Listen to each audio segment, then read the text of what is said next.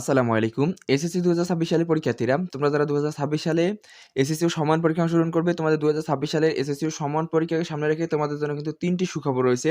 হ্যাঁ, তোমরা যারা ২০২৬ সালের এসএসসি ও সমান পরীক্ষায় অংশগ্রহণ করবে, তোমাদের পরীক্ষা ২১ তারিখ থেকে শুরু হবে। সেক্ষেত্রে তোমাদের জন্য কিন্তু ৩ টা সুখবর রয়েছে। কি সেই ৩ টা সুখবর? সেটি জানতে হলে কিন্তু অবশ্যই ভিডিওতে একটি লাইক করে সম্পূর্ণ ভিডিও জুড়ে আমার সাথেই থাকতে হবে। আর তোমরা যারা এখনো আমাদের এই এএম স্টাডি একাডেমিক চ্যানেলটিকে সাবস্ক্রাইব করোনি, অবশ্যই সাবস্ক্রাইব করে দিবে। যেহেতু এটা আমাদের নতুন চ্যানেল, সেক্ষেত্রে তোমরা চাইলে কিন্তু আমাদের চ্যানেলটিকে সাবস্ক্রাইব করে রাখতে পারো। তো চলো দেখে নেওয়া যাক যে এক্সাক্টলি তোমাদের ২০২৬ সালের এসএসসি ও সমান পরীক্ষাকে সামনে রেখে কি ৩ টা সুখবর প্রকাশ করা হয়েছে। তোমরা যারা ২০২৬ সালে এসএসসি ও সমান পরীক্ষায় অংশগ্রহণ করতেছো, তোমাদের যে শর্ট সিলেবাস রয়েছে, সেই শর্ট সিলেবাসের কিন্তু আমরা একটা সাজেশন তৈরি করেছি অল সাবজেক্টের। সেক্ষেত্রে তোমরা কিন্তু চাইলে আমাদের কাছ থেকে এটা ফ্রিতে নিতে পারো। এটা ফ্রিতে আমাদের কাছ থেকে নিতে হলে তোমাদেরকে কিন্তু অবশ্যই আমাদের যে হোয়াটসঅ্যাপ নাম্বার রয়েছে, এই যে আমাদের হোয়াটসঅ্যাপ নাম্বার, এই হোয়াটসঅ্যাপ নাম্বারে যোগাযোগ করতে হবে। হোয়াটসঅ্যাপ নাম্বারে যোগাযোগ করলেই কিন্তু আমাদের যে হোয়াটসঅ্যাপ নাম্বারে তোমাদেরকে কিন্তু আমরা পিডিএফ আকারে সকল বিষয়ের সাজেশন কিন্তু ফ্রিতে দিয়ে দেবো। সেক্ষেত্রে তোমরা চাইলেই আমাদের কাছ থেকে যদি পিডিএফগুলো নিতে চাও, তোমাদের এসএসসি ২০২৬ এর শর্ট সিলেবাসের শর্ট সাজেশন, সেক্ষেত্রে চাইলে কিন্তু তোমরা আমাদের যে হোয়াটসঅ্যাপ নাম্বার আছে, এই হোয়াটসঅ্যাপ নাম্বারে আমাদের সাথে যোগাযোগ করতে পারো। সোহেল, আমরা সরাসরি চলে আসলাম আমাদের মূল টপিকে। দেখো, তোমরা যারা ২০২৬ সালে এসএসসি সমান পরীক্ষায় অংশগ্রহণ করবে, তোমাদের পরীক্ষা কিন্তু শুরু হবে হচ্ছে ২১ তারিখে। আর মাত্র কয়েকদিন সময় কিন্তু তোমাদের হাতে রয়েছে। এই কয়েকদিনের মধ্যেই কিন্তু তোমাদের পরীক্ষাটা শুরু হয়ে যাবে। ২১ তারিখ বাংলা পরীক্ষার মাধ্যমে কিন্তু তোমাদের ২০২৬ সালের এসএসসি সমান পরীক্ষা শুরু হবে। সেক্ষেত্রে শেষ সময়ে এসে তোমাদের জন্য যে সুখবরটা প্রকাশ করা হয়েছে, শিক্ষামন্ত্রী ডক্টর এহসানুল হক মিলন তিনি কিন্তু তোমাদের জন্য সুখবর প্রকাশ করেছেন, এই ৩ টা সুখবর। সো ১ম যে সুখবরটা প্রকাশ করা হয়েছে, সেটা হচ্ছে তোমাদের গণিত সাবজেক্ট নিয়ে। গণিত সাবজেক্ট নিয়ে কিন্তু তোমাদের যে সুখবরটা প্রকাশ করা হয়েছে, সেটা হচ্ছে যে আগে কিন্তু নিয়ম ছিল যে গণিত সাবজেক্টের তোমাদের যে অঙ্কটা রয়েছে বা তোমাদের যে সৃজনশীলটা রয়েছে, সেই সৃজনশীলের মনে করো যে তুমি গ নাম্বার প্রশ্নের উত্তর যদি লিখে থাকো, তাহলে কিন্তু পুরো অঙ্কটা না হলে, পুরো অঙ্কটা যদি সঠিক না হয়, সেক্ষেত্রে কিন্তু তুমি হচ্ছে সেখানে কিন্তু মার্ক পাবে না। তোমার যদি পুরো অঙ্কটা সঠিক না হয়, দেখা যাচ্ছে তুমি অঙ্কটার সূত্র দিয়েছো, বাট এখানে হচ্ছে তোমার মনে করো যে লাস্ট পর্যায়ে এসে তোমার উত্তরটা মেলেনি, সেক্ষেত্রে সেখানে কিন্তু তুমি কোনো মার্ক পাওনি।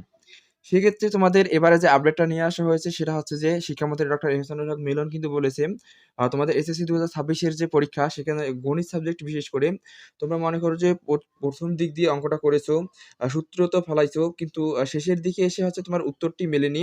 সেই ক্ষেত্রে গ নাম্বারে যদি ৪ মার্ক হয়ে থাকে, ৪ মার্কের মধ্যে কিন্তু তুমি যদি তোমার সম্পূর্ণ অঙ্কটা সঠিক হয়ে থাকে, সেক্ষেত্রে তোমার যদি তোমার অঙ্কের যে অ্যান্সারটা সেটা যদি মিলাতে না পারো, তাহলে সেখানে কিন্তু তুমি ২ মার্ক বা ৩ মার্ক কিন্তু পেয়ে যাবে। আশা করি তোমরা বিষয়টা বুঝতে পেরেছো। অথবা দেখা যাচ্ছে যে তুমি প্রথম দিক দিয়ে শুরু করেছিলে, কিন্তু হচ্ছে মাঝখানে এসে তোমার অঙ্কটা ভুল হয়ে গেছে এবং শেষের দিকেও ভুল হয়ে গেছে। সেক্ষেত্রে সেই ৪ মার্কের মধ্যে যদি তোমার প্রথম অংশটা হওয়ার কারণে যদি তুমি সেখানে ১ মার্ক পাওয়ার যোগ্য হয়ে থাকো, তাহলে কিন্তু সেখানে তোমাকে ১ নম্বরও কিন্তু দেয়া হবে বলে জানিয়েছেন শিক্ষামন্ত্রী ডক্টর এহসানুল হক মিলন। আশা করি বিষয়টা তোমরা এক্সাক্টলি ক্লিয়ার ভাবে বুঝতে পেরেছো। সো এটা কিন্তু হচ্ছে তোমাদের জন্য নাম্বার 1 সুখবর যে তোমাদের গণিত সাবজেক্ট নিয়ে আপডেট, সেটা হচ্ছে তোমাদের প্রথম দিকে অঙ্ক সঠিক থাকলে শেষের দিকে এসে ভুল হলেও তোমরা সেখানে মার্ক পাবে। তো দ্বিতীয় যে আপডেটটা তোমাদের জন্য এসেছে, সেটা হচ্ছে তোমাদের পরিসংখ্যান নিয়ে, অর্থাৎ গণিত সাবজেক্টের পরিসংখ্যান নিয়ে। আগে কিন্তু আগের যে এক্সামগুলো হয়েছিল ২০২৫ বলো, ২৪ বলো বা ২৩ বলো, এসএসসি যে পরীক্ষাগুলো হয়েছে, সেক্ষেত্রে কিন্তু যে নিয়মটা ছিল যে ৭ টার মধ্যে হচ্ছে তোমাদের পরিসংখ্যান থেকে তোমরা শুধুমাত্র কিন্তু ১ টা অঙ্ক দিতে পারবে। যে পরিসংখ্যানে ২ টা অঙ্ক থাকবে, ২ টার মধ্যে কিন্তু তোমরা এখানে ১ টা অঙ্ক দিতে পারবে। আরেকটা কিন্তু দিতে পারবে না। কিন্তু এবারে তোমাদের পরিসংখ্যান নিয়ে যে আপডেটটা দেওয়া হয়েছে, সেটা হচ্ছে যে পরিসংখ্যানে ২ টা অঙ্ক থাকবে। ২ টা অঙ্কের মধ্যে তোমরা কিন্তু চাইলে কিন্তু এখানে কিন্তু ২ টাই দিতে পারবে। আশা করি তোমরা বিষয়টা এক্সাক্টলি ক্লিয়ার ভাবে বুঝতে পারতেছো। ২ টা অঙ্ক থাকবে, ২ টার মধ্যে তোমরা যদি চাও যে তোমরা ২ টা অঙ্কই দিবে, তাহলে কিন্তু ২ টাই দিতে পারবে। যেহেতু তোমাদের সৃজনশীল লেখা লাগবে এখানে ৫ টা, মানে তোমাদের যে গণিত সাবজেক্টের, সেক্ষেত্রে তোমরা যদি এখানে ২ টা দিতে চাও, তাহলে কিন্তু ২ টা দিতে পারবে এবং বাকি যে অংশগুলো রয়েছে তোমাদের বীজগণিত বা তোমাদের সেট থেকে যে অংশগুলো রয়েছে, সেই অঙ্কগুলো কিন্তু তোমরা দিতে পারবে এবং এখান থেকে কিন্তু তোমরা ২ টা দিতে পারবে। যেটা কিনা তোমাদের বিগত বছরগুলোতে কিন্তু ছিল না। বিগত বছরগুলোতে ছিল যে পরিসংখ্যান থেকে তোমাদেরকে একটা অঙ্কই কিন্তু দিতে হবে। আশা করি তোমরা বিষয়টি এক্সাক্টলি ক্লিয়ার ভাবে বুঝতে পেরেছো।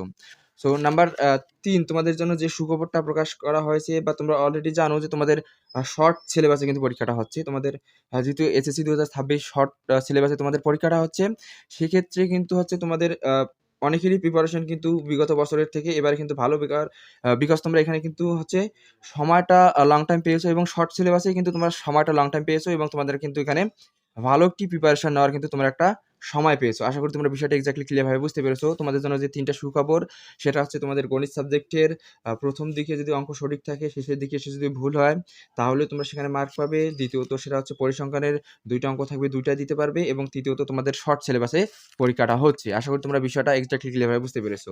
সো এই ছিল ভিডিও। ভিডিও ভালো লাগলে অবশ্যই লাইক করবে এবং চ্যানেলে যারা নতুন তারা অবশ্যই সাবস্ক্রাইব করে রাখবে। আর যারা ফেসবুক পেজ থেকে দেখতেছো অবশ্যই পেজটাকে ফলো করে ভিডিওটাকে শেয়ার করে দেবে। সম্পূর্ণ ভিডিও জুড়ে সাথে থাকার জন্য অসংখ্য ধন্যবাদ। দেখা হবে পরবর্তী কোনো ভিডিওতে। ততক্ষণ ভালো থাকবেন, সুস্থ থাকবেন। এএম স্টাডি চ্যানেলের সাথেই থাকবেন। আল্লাহ হাফেজ।